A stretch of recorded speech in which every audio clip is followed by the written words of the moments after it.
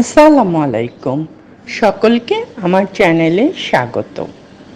আজ আমি টবে সম্পূর্ণ জৈব পদ্ধতিতে সিঙ্গাপুরি খাটো জাতের কলা কিভাবে চাষ করেছি তা আপনাদের সাথে শেয়ার করি। কলা গাছটি আমার খালা নওগাঁর সাপপাহাড় থেকে সংগ্রহ করে এনে দিয়েছে। গাছটি ছাদে লাগানোর পরেও আমি অনেকটা কনফিউজ ছিলাম, আদৌ কি কলা হবে নাকি আমার পরিশ্রমই বিফলে যাবে।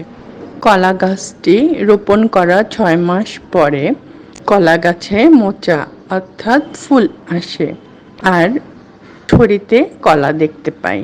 কলা কাঁধিতে কলা কম হলেও আলহামদুলিল্লাহ কলা তো এসেছে। 10 ইঞ্চি গাছটি আমি প্রথমে ছোট টবে এবং গাছটি একটু বড় হওয়ার পর মাঝারি টবে রিপোর্টিং করি।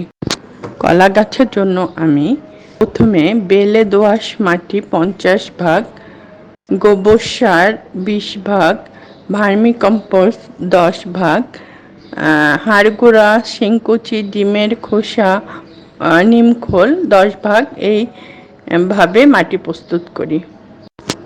সাথে বালিও মিশাই 10 ভাগ। আমি মাসে একবার ফাঙ্গিসাইড স্প্রে করি আর সবসময় আমি খেয়াল রাখি যাতে আমার কলা গাছে কেঁচো না হয়, কারণ কেঁচো কলা গাছের জন্য খুবই ক্ষতিকর। কেঁচো দূর করার জন্য আমি মাসে 2 বার নিম তেল স্প্রে করি।